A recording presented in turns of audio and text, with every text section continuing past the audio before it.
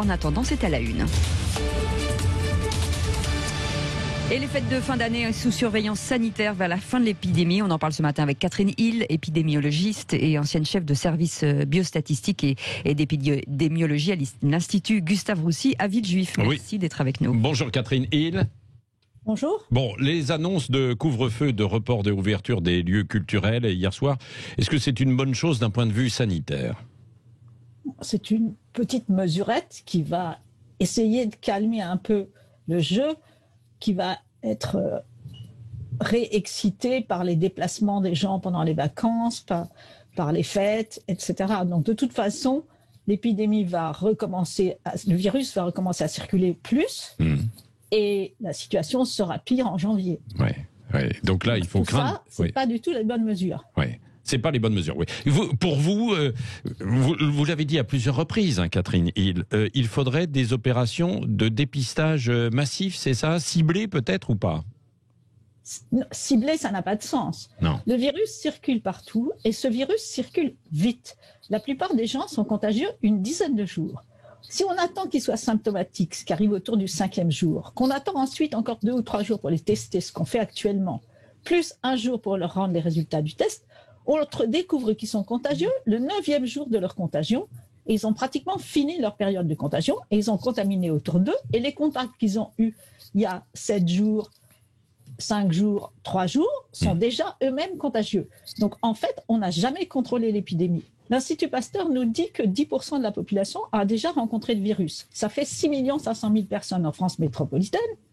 Et on en a trouvé en tout, depuis le début, à peu près 2 200 000. Donc on voit bien qu'on n'a pas trouvé tous les cas et qu'on laisse le virus circuler. Oui. Mais dépistage massif, ça veut dire qu'il faut trouver tous les cas positifs. C'est pas ce qu'on fait. Ce qui est prévu au Havre, c'est de dépister 1/4 de la population.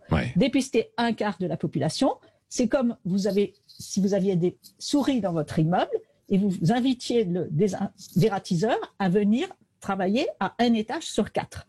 Ça laisse le virus circuler. Donc, ça ne sert absolument à rien. Ce n'est pas ça le dépistage. Il faut un dépistage systématique où on dépiste tout le monde et ceux qui sont positifs, on les isole pendant 10 jours. C'est pas la mer à boire, on peut le faire, il faut le faire. Et alors ça, on peut le faire.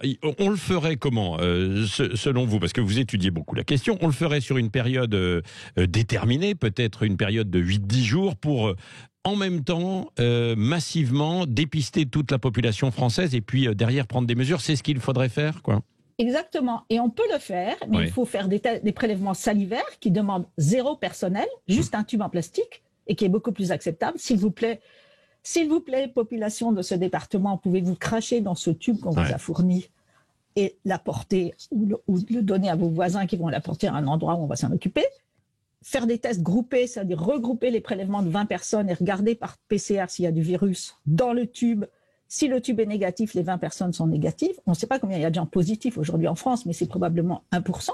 Donc beaucoup des tubes de 20 personnes sont négatifs, donc ça va assez vite. On peut le faire, il faut décider de le faire. Ce n'est pas ce qui a été décidé. On continue à patauger dans le désordre le plus total. Et pourquoi on n'y arrive pas, ça ? Parce qu'on n'est pas équipé, organisé en ce sens, c'est-à-dire que les tests salivaires que vous évoquez, hein, Catherine Hill, ne sont pas déployés pour l'instant un peu partout en France. Alors on a déployé des tests antigéniques, en fait un peu plus, hein, on peut les trouver un peu partout, mais il faudrait un déploiement massif et une organisation. C'est parce qu'on pêche à ce niveau-là ? Évidemment, c'est totalement désorganisé. Les gens peuvent aller se faire un test antigénique à la pharmacie, mais c'est exactement l'image de mon immeuble. Il y en a qui y vont, il y en a qui n'y vont pas, et le virus continue à circuler. Ce qui manque, c'est une décision politique et une compréhension de la vitesse de circulation du virus, qui est très rapide. Il ne faut pas attendre que les gens soient symptomatiques, ce qu'on a toujours fait jusqu'ici. Donc on fait du dépistage en vrac, n'importe qui, n'importe où, n'importe quand. C'est pas une stratégie. Il faut tester systématiquement. S'il n'y a plus de virus dans ce village, ce qui peut aussi se détecter en regardant les eaux usées, on a avancé. Si le virus ne rentre pas dans les EHPAD, entre parenthèses, en ce moment, il y a 400 morts par jour en moyenne. Il ne faut pas donner le résultat du jour parce que le mardi et le vendredi, il y a beaucoup plus de morts parce qu'on compte les morts dans les EHPAD, ce qui est vraiment une anomalie assez grave. Il y a 400 morts par jour, dont 30% dans les EHPAD. C'est un scandale. On n'est pas arrivé à empêcher le virus de rentrer dans les EHPAD. Donc on n'arrive à rien. Ouais. Le système n'est pas bon et il faut changer. Oui. Alors, est-ce que là, on s'adresse directement aux gouvernants en cause, c'est Jérôme Salomon, le Conseil scientifique, et Olivier Véran, notamment, avant de remonter au-dessus à Jean Castex? Mais c'est pas mon boulot de dire. Non, c'est vrai, mais c'est eux qui doivent prendre des décisions ou, en tout cas, conseiller ce genre de pratique, quoi.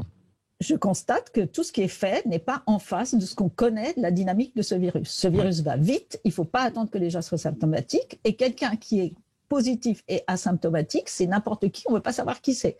Donc la seule solution, c'est de tester tout le monde. Maintenant que le virus est partout dans le pays. Une autre erreur, ça a été de régionaliser les décisions. Ah, ce département est rouge, ah, celui-là est orange. On va faire un peu plus attention là où c'est rouge. Ah, oups, le département orange est devenu rouge. C'était ridicule. Le virus est partout.